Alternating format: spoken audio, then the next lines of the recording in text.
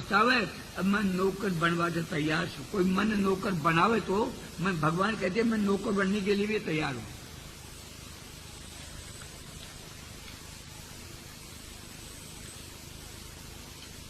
भैरव नारेश संग्रब्धो भगवान पाक शास्त्र छदा भद्रम तदा हाय।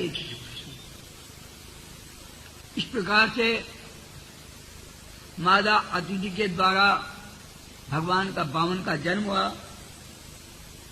9 महीने के बाद में वह सुंदर का भगवान का जन्म होते ही सारे देवता आकर के कश्यप जी ने उनको यज्ञोपवीत दी और अन्य माताओं ने जो किसी ने कमंडल दिया, किसी ने दंड दिया, कोपिन दी, पादुका दी, छत्र दिया। सूर्य नारायण भगवान ने उनको कमंडल और छत्र दिया। भगवान ये कोई बच्चे नहीं थे, ये तो छल करके भगवान ने बामन का रूप बनाया था। अब भिक्षा मांगने के लिए चले।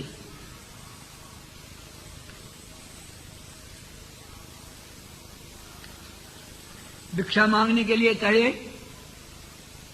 तो जैसे बच्चों को जनेऊ दिवाई जाती है और उनको भिक्षा मांगने के लिए भेजा जाता है। तो ये तो सच्ची भिक्षा मांगने वाले थे। उन्होंने किसी ने कहा कि भाई हम भिक्षा मांगने के लिए आए। हम बोले यहाँ क्या ले रहे हो? राजा बलि जो बड़ा भारी यज्ञ कर रहा है और उस यज्ञ में जाओ, आपको इतनी भिक्षा मिलेगी, इतनी भिक्षा मिलेगी, फिर आपको कभी मांगना ही नहीं पड़ेगा। भगवान बामन से किसी ने कहा तो भगवान चल दिए वहां से। चलते चलते और बीच में एक नदी आ गई। भगवान सोचने लगे कि कहीं मैं इसमें तो 52 आंगुल का ही तो हूं, और नदी को भाई इधर इसमें कितना पानी है? तो पानी तो उसमें एक ताल पानी था। नदी बहुत तेजी बह रही थी। भगवान ने देखा कि मैं तो डूब जाऊंगा, बह जाऊंगा। वहां पर एक पंडित खड़ा था। बोले क्या देख रहे हो बावन जी, क्या देख रहे हो? बोले भाई कोई मुझे इस नदी से पार कर दे। अब बोले नदी से पार तो मैं कर दूंगा आपको, लेकिन आप कहाँ जा रहे हैं? बोले मैं राजा की बलि यज्ञ कर रहा है और वो दानी है, जो कुछ वही जाकर के उससे कोई मांगता है वो सब कुछ देता है, मैं वहीं जा रहा हूँ। तो आपको मिले ना कि मैं आधो दे दे तो और मैं तेरे पाली पास देता। पंडित कहता है कि हे भगवान बलि, हे बावन भगवान, आपको राजा बलि के यज्ञ में कोई जितनी जो दक्षिणा मिले ना, उसमें से अगर आधी दक्षिणा मुझे दे दो तो मैं आपको अपने कंधे पर बैठा करके और उस पार कर सकता हूँ। बावन भगवान ने कहा भाई देख एक बात है, मैं छोटा सा हूँ, मेरे पास कुछ है नहीं, इसलिए वहां जा रहा हूँ। आधी तो नहीं दूंगा, मैं थोड़ी सी चौथे हिस्से की दे दूंगा। ना बोले आधी आधी दक्षिणा दे दूंगा। अच्छा भाई पार तो कर देगा? हाँ बोले पार कर दूंगा, अभी कंधे पर बैठा करके पार कर दूंगा। तो भगवान को कंधे पर बैठा करके बलि और जो पंडित ने और नदी में जाकर गहरे से पानी में एकदम डुबकी लगाई उसकी और बोले क्या करता है तू? मैं तो डूब जाऊंगा। हाँ बोले आप तो डूब जाओगे, और बेचारे इन संसार के जीवों को आप भवसागर में डुबाते हो जोर लगे। अब आपको इस समय आप डूबने का डर लग रहा है, आपको इतना सा पानी को देखकर डूबने का भय लग रहा है। यार संसार के जीवों को आप भवसागर में गोता लगवा रहे हो, डुबा रहे हो, जो आपको दया नहीं आती है, और आपको डर लग रहा है कि मैं डूब जाऊंगा। तो बोले मुझे इससे पार कर।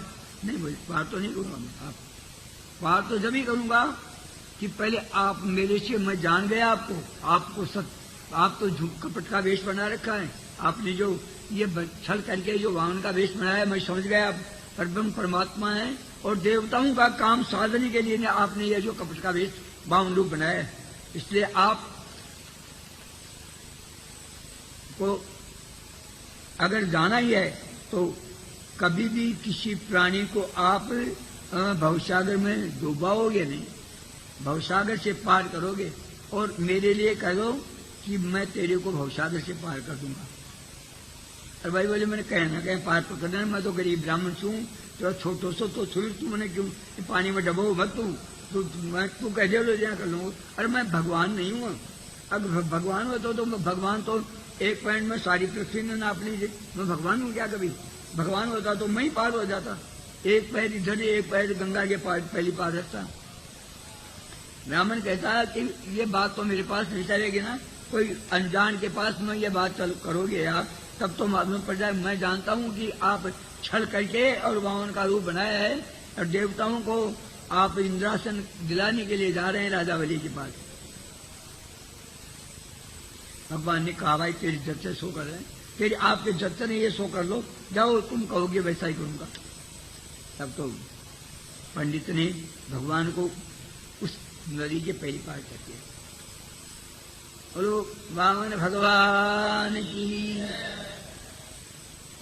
भगवान छोटे से तो ही, बावन जी तो ही, हाथ में छत्ता है और कमंडल है और बगल के मां ने मृगशाला दबा रखी। मृगशाला के मां ने पलाश को डंडो लपेट भी ले दे, एक डंडा लपेट रखा है।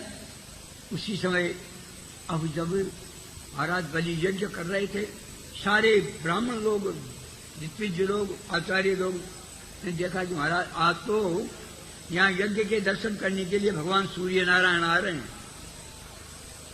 भगवान सूर्य न, क्योंकि भगवान का तेज इतना था ना, तो देखा कि सूर्य नारायण भगवान आ रहे हैं। तो भगवान धीरे धीरे बलि के यज्ञ में जा पहुंचे। वहां जाकर के और जो ही बलि राजा ने देखा, हे ब्राह्मण देव आप कहां से आ रहे हैं और क्यों आए हैं, क्या काम है? आप मालूम होता है आप कुछ दक्षिणा लेने के लिए, मुझे मालूम होता है आप कुछ दक्षिणा लेने के लिए आए हैं। हाँ, भगवान कहते हैं भाई भाई क्या करूं, मैं ब्राह्मण हूं और मेरी इच्छा है कि रात दिन दौड़ना पड़ रहा है, तो कहीं अगर थोड़ी सी जगह मिल जाए तो कहीं रह करके वहां एकांत में बैठ करके भगवान का भजन करूंगा, यही मेरी इच्छा। अरे महाराज आप विराजो तो सही। तो राजा बलि ने उनको सिंहासन पर बैठा करके और उनकी पूजा की, उनकी भोग लगाया, उनकी आरती की। बोलो महाराज आपको क्या चाहिए? अरे कुछ नहीं चाहिए अगर तू दे रहा है। अरे राजा बलि तू बड़ा दानी है, क्योंकि तू क्या दानी है, तेरे परदादा जो थे हिरण्यकश्यप हिरण्याक्ष और तेरे दादाजी वो प्रहलाद जी महाराज, तो ऐसे हुए हैं कि जो कोई उनकी शरण में चला गया उसी की रक्षा की। और तेरे जो वीरोचंद जी महाराज हुए हैं, वो तो भैरवचंद जी महाराज हुए हैं, उनकी तो कहने की क्या बात है, उन्होंने तो एक प्राणी की रक्षा करने के लिए अपने शरीर का मांस काट करके और